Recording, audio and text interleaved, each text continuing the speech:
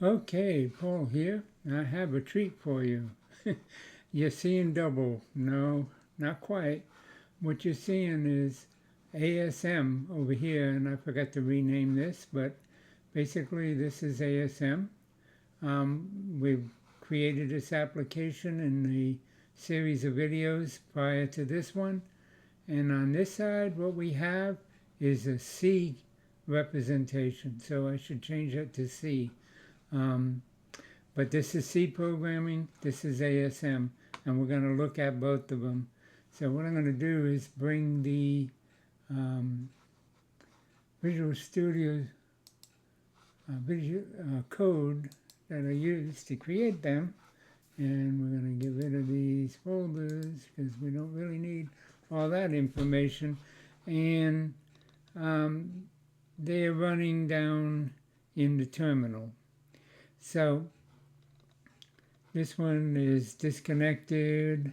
This one is, it looks like it's still connected. Let's go ahead and kill them. Okay, that's killed. Okay, so they're both killed.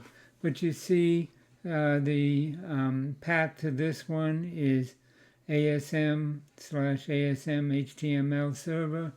I will put a link in the description to the program, the beginning of the series where we created this, and you can walk through the series if you like. Right now I'm going to get back to the top of the script here. And so this is the what I call the LX64 ASM Web Server 1.0. Okay, and then this is the same application written in C. You see main C, and you can tell by this. There are a couple things that we can look at first, one being the number of lines of code. In the ASM page, we have a total of 1,394 lines of code. Now bear in mind that this ASM application only has ASM code. There's no libraries, there's no includes, there's nothing. It's just 1,394 lines of ASM code directly talking to the CPU, setting registers, and syscall to talk to the Linux kernel. And this course is running on Linux. I'm actually running on Linux Mint. On this side, we have the C program. Now, the C program, if I scroll to the bottom, you will see, no pun intended, that it has 398 lines of code. So, again, the comparison, 1394 versus 398. So this is running. Now, they're not doing exactly the same. They're doing really close to the same. There is a little bit of a difference because I didn't want to spend a lot of time coding in C. I don't know C that well.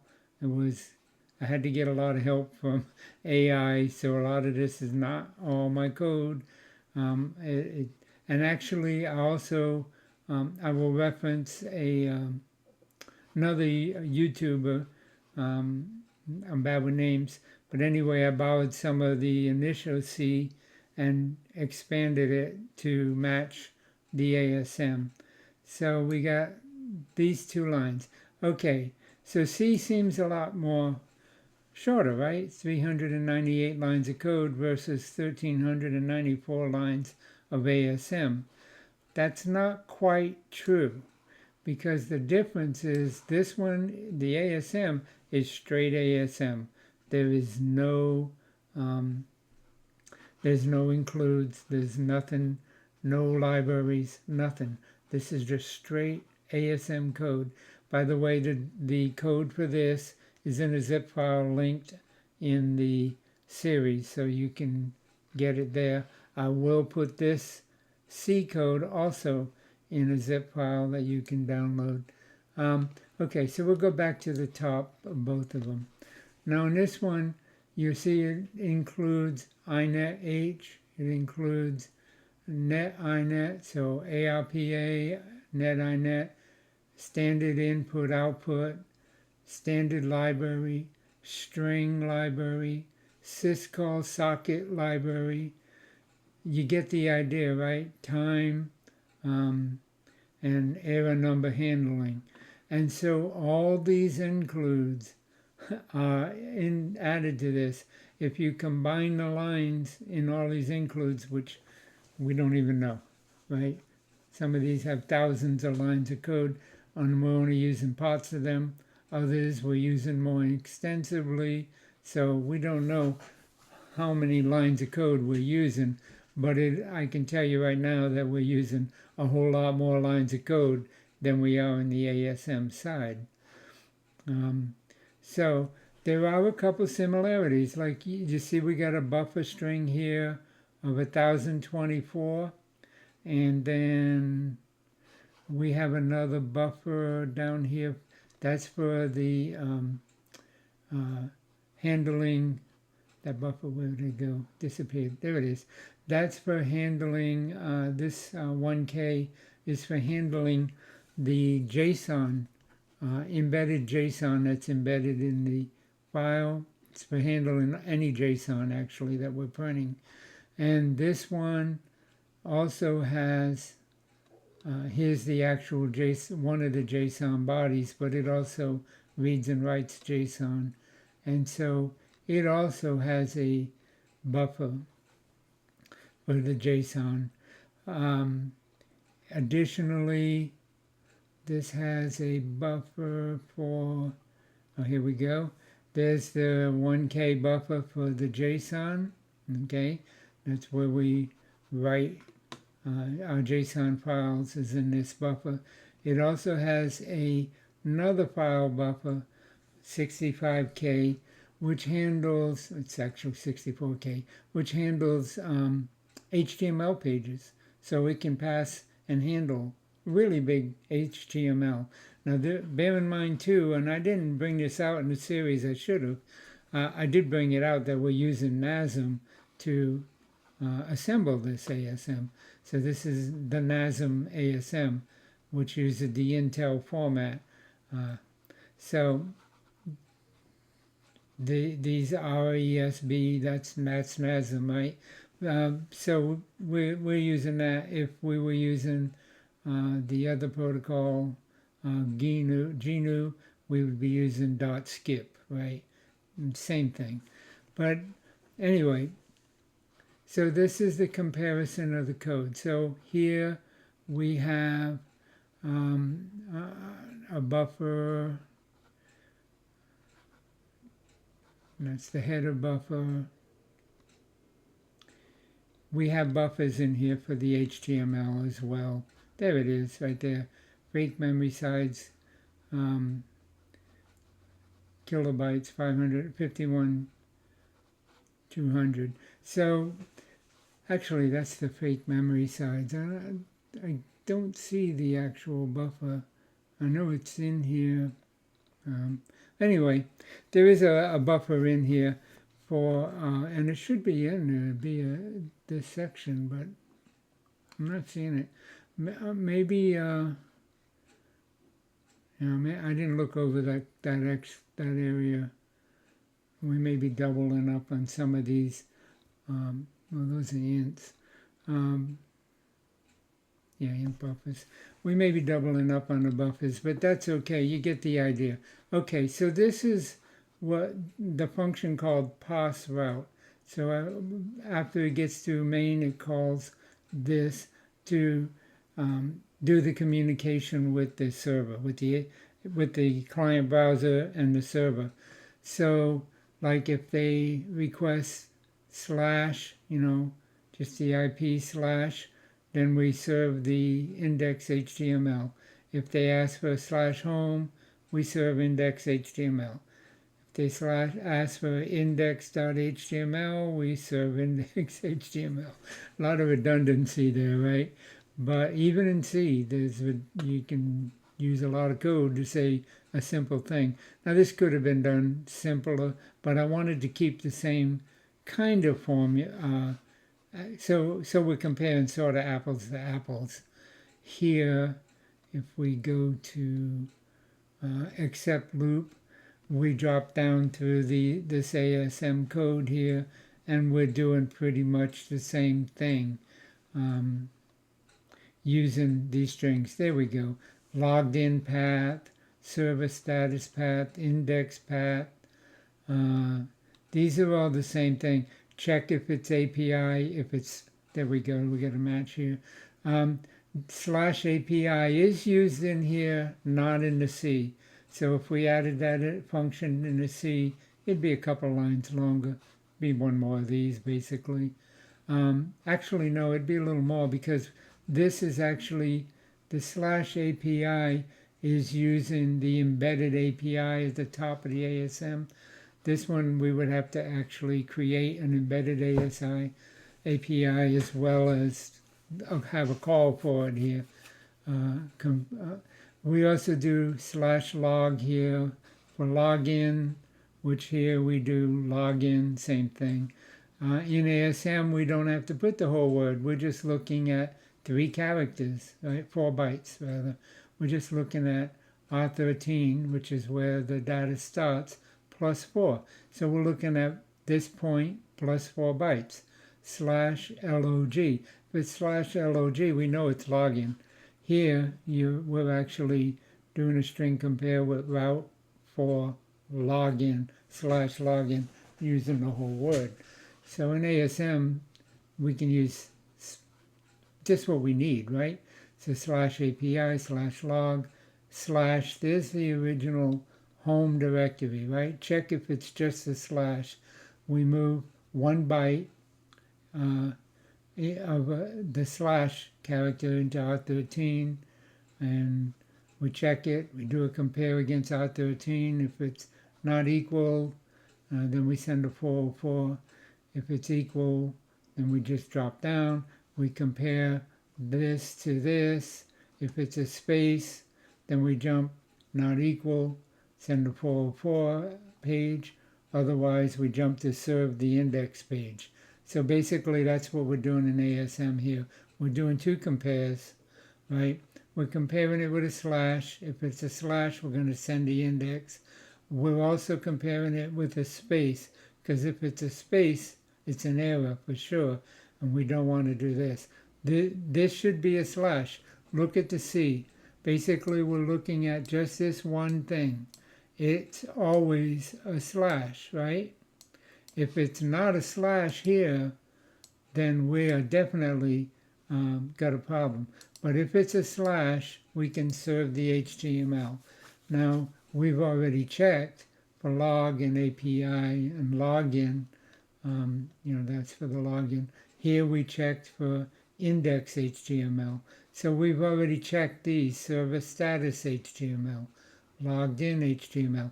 If it isn't any of these, then the only other possibility, according to the web server, think of it as a web server, right? If you're looking for a page and it checks all the pages, the only other option is you're wanting a home page. And if you're not wanting a home page, if you typed in something in here that isn't correct, a space or anything else, then it's a 404, the page doesn't exist. Here we do the same thing, but we do it with else-if statements. So you see the logic between how a C compiles to do this and how ASM does it. Same exact thing, just in different. Actually, when you compile the C, it's going to assemble to ASM before it turns it into machine language. And if we decompile this, it's going to be pretty close to this.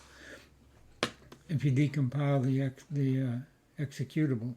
So here we're parsing this information, and we're looking for home, login, all of those. And then we return that particular page. Okay, so when we return that page, then it has to print it out, right? It has to read the file from the directory, process it, send the headers, and send the file back to the browser. If it finds a request for a page that's not listed here, then it gets into the else, and all else if, if it's this, else if it's this, else if it's this. if it's none of those, then it's going to come in here, and it's going to return the 404.html, which is the same thing it does on this side. We send the 404 message. Okay, now one other difference is this one does have a page called 404.html. This side we're creating the 404 message at the top, somewhere up here.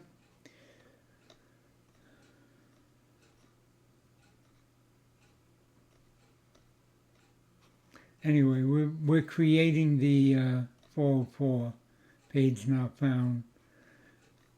I forgot. It's been a while, and my memory is not the greatest. We may have just wrote it out, but either way, we're creating it on the fly. It doesn't exist. Okay, we're not serving it. So, okay. So in global start, we set up the socket. Same thing we did up here in C. We set up a socket here and give it a location. We set a buffer size. This is for the header content. So we have a socket here and we have a socket here. We're doing the same thing, except here we're using a standard library, sys/library socket.h, to pull in from the operating system the file to create the socket. Here in ASM, like I said, we're not using any includes, so we're actually setting the socket manually. And the socket function call is AFINET, the socket stream, and a 0. And so that's an option. So we set that with 41 by moving 41 into racks. And so then we start doing that. We set the AFINET 2 into RDI, the socket stream goes into RSI, and then we zero out EDX by using XOR. Could have just said move EDX, move 0 into EDX, but XOR is much more efficient, and it's a good habit to get into. You XOR any register by itself, you're basically setting it to 0 without using any actual processing. It just automatically does it. So this here is doing the same thing as this is doing here. But here we got to call it, pass in parameters and all that stuff. So it's a little bit different there. However, a lot less lines of code, right, on the programmer side, because the other code's already written. All those libraries are written. Okay, so now we come down here. I'm going to go, before I launch it, I'm going to come back here, go back to the home page entry point. So now you see I'm at 10.0.0.11.8080. There's no server running, right? Hit reload, no server running. Come over here. This one's running on port 90. We'll get rid of this. Again, no server running. Refresh the page, no server running. So if we come in here to the ASM and we copy, well, we don't even need to copy it, /server, we just launched it. And we come back into HTML, refresh the page, and there it is. Come into the C side, same thing. Here it's called Web Server, /web server. Okay, and it's running on port 9090. So we come in here and we refresh the page. Well, there it is. So anyway, log in here, admin, log in here, same thing, admin, password 1234. We log in on the port 8080 server. This is ASM, assembly language. Log in here, we're doing, get rid of Google's warning, we're doing the same thing with C. So this is running in C, this is running in assembly language. Same thing, right? We go to server status, If you've seen the original series in ASM, you know what's happening here. We're setting server configuration in the ASM Web Server. So we can set the uptime seconds, the number of requests served, number of concurrent connections, and the memory usage of the server. So we can set any one of those by turning the flags from false to true, turn them on. So if we turn them all on, you see they're all true. Now we click the set configuration and we get the response from the server. The status configuration updated successfully. Now let's come over to C and do the same thing. Set them all to true. Click set configuration. We just set the server responded that it was correct. If we tell the server here, give me the server configuration. Let's say we come in another day, we log in, we don't know what it is. We can get the server configuration, and there it is. The assembler program sends a get API report at this location, and it returns it. Here we do the same thing, get the server configuration. Now it says local 8080, that's a mistake in the code, I just didn't change it. I didn't change the text. It's actually not 8080. We're still on port 9090, as you can see up there. That's just a typo. All right, so again, if we turn all of these off and do set configuration, now we just turned them all to false. We do the same thing here, turn them all to false, set configuration, they're all turned to false. Get the server response, the only thing we get is the server is running. Get the server is running. All the configuration is turned off. We turn on just two, set the configuration, turn on the same, well, we don't even need to turn on the same two. We could turn on two different ones. Set the configuration, get the server response. We've got uptime seconds, and number of connections, and that's what we checked. Here, set the configuration, get the response. We got request served 14 and the program ID and the amount of memory being used. And of course, that's fictitious information. Didn't hard code. I mean, I just coded it to respond with information. So anyway, that's but we are actually showing that we're setting these server configuration, right? We're just not processing the Linux kernel to actually get the correct data. So there's both applications. We go back to dashboard here. We go back to dashboard here. We come right back to the beginning. If we changed it, back to the login page. Back to the login page again. Admin, 1, 2, 3, 4, log in. Come back in, admin, 1, 2, 3, 4. I told Google not to remember that. I love Google's warning about, this is not a secure site. It's running on my local server. Of course it's not secure. I haven't set up HTTPS. Anyway, if we're in here and we go to API, ASM has this. This is hard-coded in the app, so it returns it. Well, everything we've been doing with server status is also JSON API. But this shows that you can actually embed it. Now, of course, if I come here and plug in API, well, it is hard-coded. I take it back. I did add it in there. Unreal.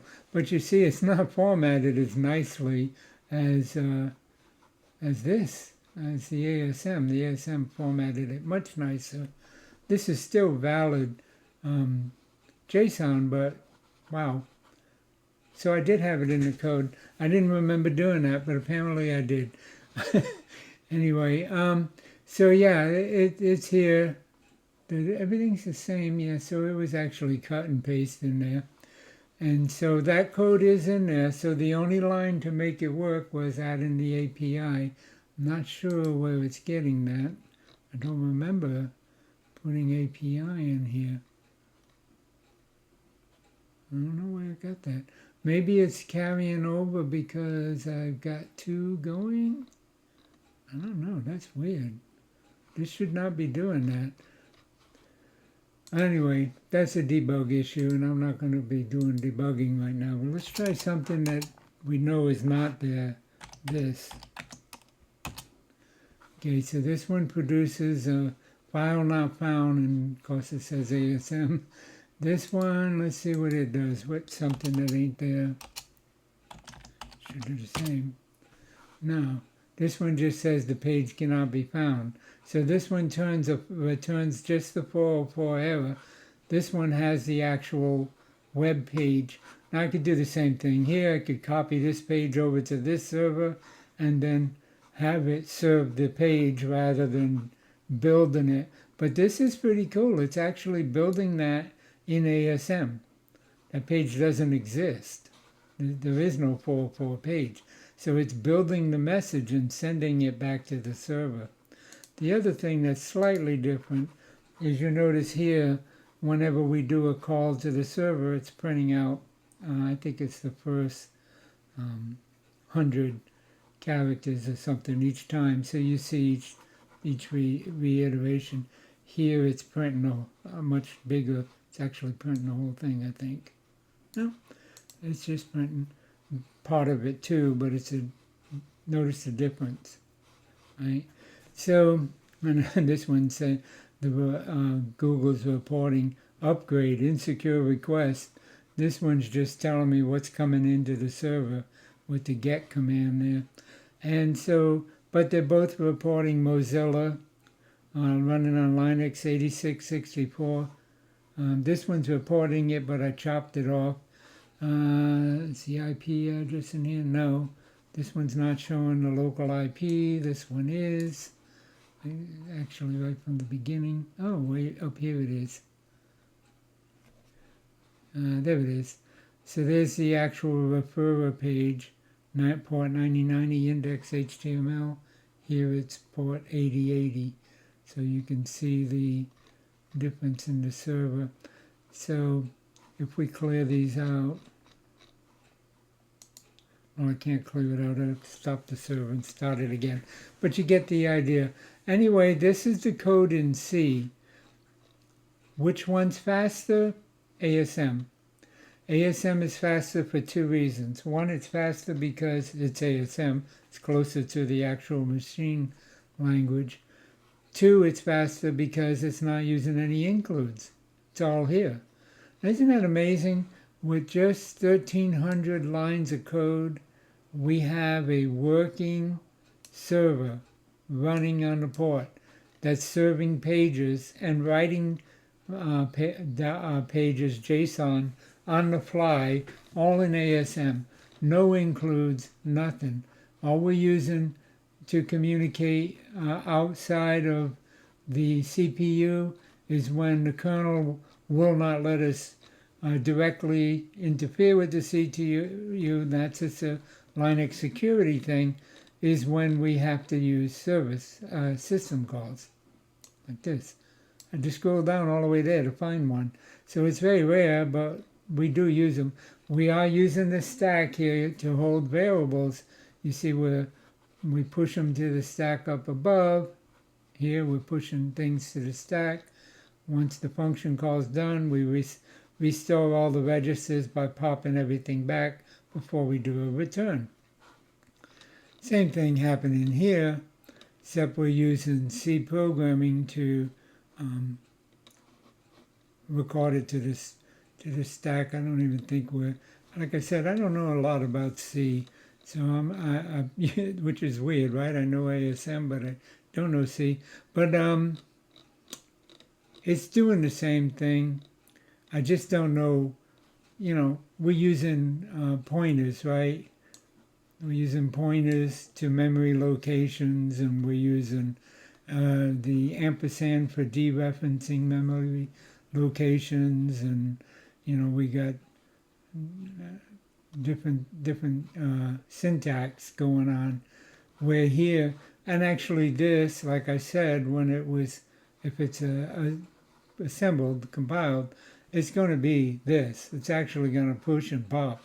It's just doing it by referencing memory locations that it's setting up, like the JSON response here. So we got a constant char memory location for JSON response, and it equals this. And so this is where we're actually writing the JSON in C and sending it to the browser. Here we got it written out already up here. It's way at the top. Here, we got it written out here. This is the API body, so we set it up here. I did go ahead and have AI add comments in here. Two reasons. One, I had to keep debugging because I'm not good with C. I had to keep figuring out what am I doing wrong, what am I doing wrong. And so I told AI as I went along, add some comment strings in here. But since this one was for training purposes, I definitely added comments in it because I wanted to be able to use this so that you could learn ASM. But I thought that would be a good demo here of the difference between the two. Just basic differences. One, we use a lot of includes in C, and two, so it makes the programmer's job easier, right? Because you just got to include them. You don't really care what they are. Some other dude wrote them, or dudette. But the other thing to remember is that when you compile it, you're getting ASM. Now, of course, when you compile this with all of this, you're getting a whole lot more ASM than 1,300 and something lines that we got here. And of course, there's, reading and writing going on to get this stuff into memory, where here, we don't need it. We are in control of the memory locations by using registers down here. We move what we want. We move our commands into racks. Like here we created the socket. Now we have the socket. We got the socket ID. We got all of that information. So if we want to bind to the socket to communicate with it, we have it here. We have the relative address, and we move everything in and bind it. There's the server FD. And so we're binding everything back in to make the binded connection.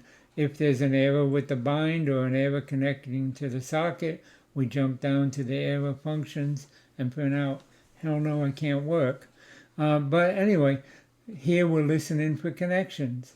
So this is where we move, tell a system call, we move R12 into RDI. R12 is our connector, which we got up here. When we come back from this system call, we move, that value is in racks, because that's where the system call, where Linux kernel puts it. So we move that into R12. That's our connection, our IP, our ID for the connection. So it's in R12 and it stays there, and we use it everywhere we need to, and we move it accordingly. So here we're moving it into RDI to listen for connections. We set RSI to 5, which says we want to listen to connections. We move 50 into racks, and then we call the system call. And now the server's listening. Initialization, all of that. Here is our loop, same as what we got here with our function for route, whatever it is. Well, function main, right, starts out and then it jumps to route. This is where the socket's created. And then somewhere over here we jump to route. Well, we got a while loop here. This is the main server loop. So this is using this loop. Here we're using this except loop. Same thing, right? We're doing the same thing. And so we're getting bytes, and here we're getting bytes, and we're reading them and parsing them and all of that. And, you know, sending the information back and forth. It's just neat how this works. I mean, right here we got a char that holds all of these fields. The department, research and development, project, ID, all these fictitious things. Bob, role is a dev, right? All of that JSON becomes JSON. It's actually, I guess it is JSON. It's some kind of JSON already there, but it's not as clear when it prints it out as what we did up here in ASM, where we just actually formatted it, right? We added it into this double memory location, and we just formatted it out with indentation and everything else, so that when we call it reading, assemble it rather with a header and print it to the server, to the client, we get a nice formatted. Here it's just all dumped.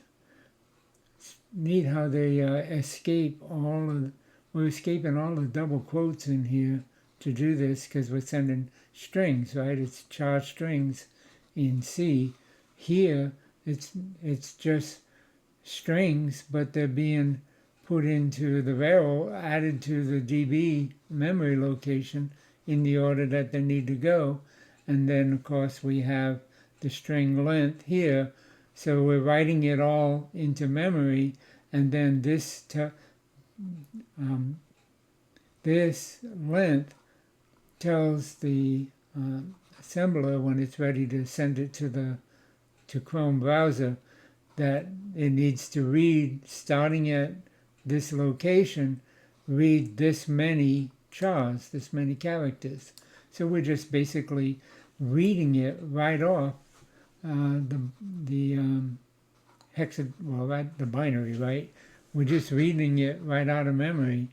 Here, looks like it's being assigned the same way, because yeah, it is, because we got a static pointer, char pointer to a location, and then in that location we're adding all of this, and at the same time we're escaping all the double quotes. You would think in C that you would be able to use a single quote here and a single quote here, and you wouldn't need to escape all these double quotes, but apparently C don't work that way. In assembly, same thing, we use a literal open curly character and a literal closed curly character, and they're not, you notice they're not in quotes like this, like these, right? They're just literal characters printed to a byte of memory, and then these are appended to that byte of memory, including the carriage returns, the 10, which is the line feed, /n, right? /n, /r/n, which is carriage return line feed. That's what these are. They're just carriage returns. And so we're formatting it that way in the address, in the actual binary of the file. And we just tell it what size buffer to read that length of data, as opposed to assigning it here. So it's just really interesting to see how C does it and how ASM does it, and get the idea. But this equates to this without the formatting, without the tabs and line feeds. It's all one line, right? And ends right there. So that's all one line. It's just wrapped. This is multiple characters being written in order to memory. And it's actually writing these characters to memory. And if I had a hex editor running, I could show you that. I just don't have one running right now. So anyway, hope you found this interesting. Like I said, I will put this C code in the description. And I will also link the original from where the source where it originated. So I did that because why reinvent the wheel, right? I found an application that was written by another YouTuber that did this, very basic. It didn't do everything we've been doing, but it had the connection stuff. It had a lot of things that I didn't need to learn C to do, right? So, but there you have it, and this code will be available. And thanks for watching. Have a great day.